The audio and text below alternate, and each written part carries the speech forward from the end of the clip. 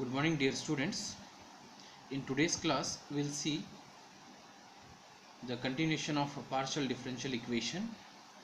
So, in this class, we'll see a derivation of one-dimensional wave equation. So, consider a flexible string tightly stretched between two fixed points at a distance L apart. Means we'll take this is a string, I can say. So, fix between what here 2 points of length what here L. Let rho be the mass per unit length of the string. This is a symbol. Rho be the mass per unit length of the string. We shall assume the following. First one, the tension T of the string is same throughout. So whenever we will apply a T tension, so it will be same for in all the process. The second point, the effect of gravity can be ignored due to large tension. Point number 3, the motion of the string is in small transverse vibration. So here the diagram is, so this is a string, so we have taken on x and y axis. Okay, so you take one tangent. So this is initial point T1 and end point T2 at 2 points, that is A and B. So it makes an angle alpha and beta. Okay, on point A it will make angle alpha and on point B it makes the angle beta. So this distance is x and there is a small increment, we called the one more distance is what here, x plus delta x. So based on this we will prove the wave equation. Let us consider the force acting on a small element AB. So in the diagram we have seen there is a small portion, this is AB. We will apply the force on this small portion AB of length delta x. That what AB length is there, it is length is how much here, delta x. Let T1 and T2 be the tension at the points A and B. This T1, so from the diagram this T1 and T2 be the two tensions at the point of AB. Since there is no motion in the horizontal direction, the horizontal component T1 and T2 must cancel each other. Therefore we have T1 cos alpha is equal to T2 cos beta will become what here, T, and give equation number 1, where alpha and beta are the angle made by T1 and T2 with horizontal. Now vertical component of tensions are minus times T1 sin alpha and T2 sin beta, where the negative sign is used because T1 is directed downwards, because this T1 is downwards and T2 is upwards, that's why T2 is positive and T1 is what here, negative. So therefore we have T2 sin beta minus T1 sin alpha. Applying Newton's second law of motion, that is force is equal to mass into acceleration, which is nothing but T2 sin beta. Force is nothing but, this is the force, T2 sin beta minus T1 sin alpha is the value of force, is equal to mass is nothing but rho into delta x, okay, into acceleration is nothing but dou square u upon dou t square. You have to remember this. So force is T2 sin beta minus T1 sin alpha is equal to rho into delta x into dou square u upon dou t square.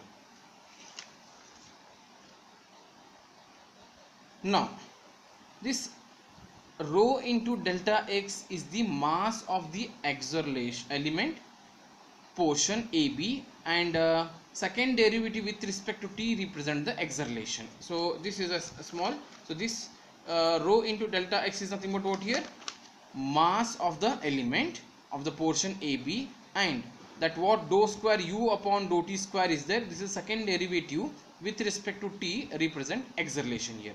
Dividing throughout by t we have, means here we need to divide by t, divide by t and divide by t here. So here we need to divide t here, t and divided by t. So we'll get as t2 by t sine beta minus t1 by t sine alpha is equal to rho delta x upon t into dou square u upon dou t square. So from equation 1, what is equation number 1 here? So t1 cos alpha is equal to t2 cos beta is equal to t. So you can make this arrangement as, so we'll rearrange as, see here. So by using t1 cos alpha is equal to t, we can write the formula as t1 upon what here, t is nothing but what here, cos alpha, 1 upon cos alpha, means this, you choose this with this. So what happens? So t1 is equal to t. So I will write here t1 cos of alpha is equal to t. So what happens here? So we want the value of t1 upon t. So t1 upon t is equal to multiply, cross multiply 1 upon cos alpha. So t1 upon t, this t you multiply here, t1 upon t is equal to 1 upon cos alpha. And similarly t2 upon t is equal to what here, 1 upon cos beta. So use this t2 upon t and t1 upon t, these results, and apply here. So t2 upon t is nothing but 1 upon cos beta, apply here into sine beta as it is, minus t1 upon t is nothing but what here, 1 upon cos alpha and into sine alpha as it is equal to, so this is as it is, that is rho delta x upon t into dou square u upon dou t square. So rearrange, sine beta upon cos beta is nothing but tan beta, and sine alpha into cos alpha is nothing but tan alpha. So tan beta minus tan alpha is nothing but what here, rho delta x upon t into dou square u upon dou t square, give equation number 2. But tan beta and tan alpha represent the slope of a slope at b of x plus delta x and a of l, means according to the diagram. So these are the sloping point on a and b, which is nothing but on x and, so on x and x plus delta x. So therefore, so tan beta and tan alpha represent the slope at b of x plus delta x and a of x respectively. So tan beta is nothing but what here, slope, we know that tan of any angle in the form of slope is nothing but derivative of that result. So therefore tan beta is nothing but dou u by dou x in x plus delta x, and tan alpha is nothing but what here, dou u by dou x in x. So therefore use this in equation 2. What happens? So tan beta you replace as dou u by dou x of x plus delta x, minus in place of tan alpha you replace dou u by dou x of x is equal to right hand side as it is. So on simplification,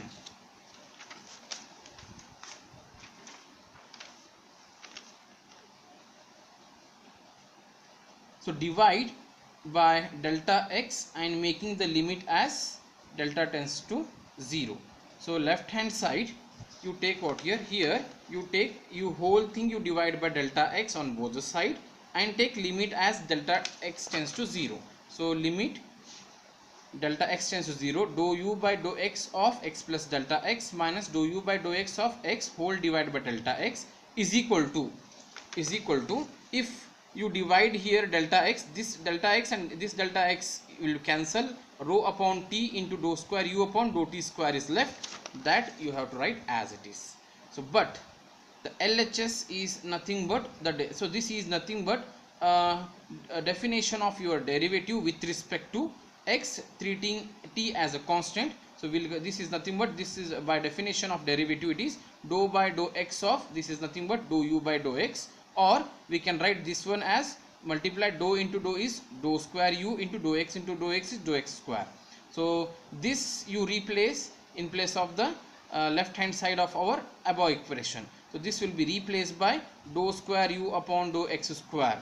So replaced here is equal to rho upon t into dou square u upon dou t square as it is, or this may be written as, you cross multiply this. So I want dou square u upon dou t square free from any coefficients here. So dou square u upon dou t square I will take and cross multiply. If you cross multiply, instead of rho upon t, it will become t upon rho into dou square u upon dou x square, which is nothing but dou square u upon dou t square is equal to, I am mentioning this t upon rho as c square into dou square u upon dou x square, where c square is nothing but what here, t upon s. So therefore this symbolically we can rewrite it as dou square u upon dou t square as u to tt is equal to c square, and dou square u upon dou x square can be written as uxx. So this both are nothing but what here, a wave equation in one dimension.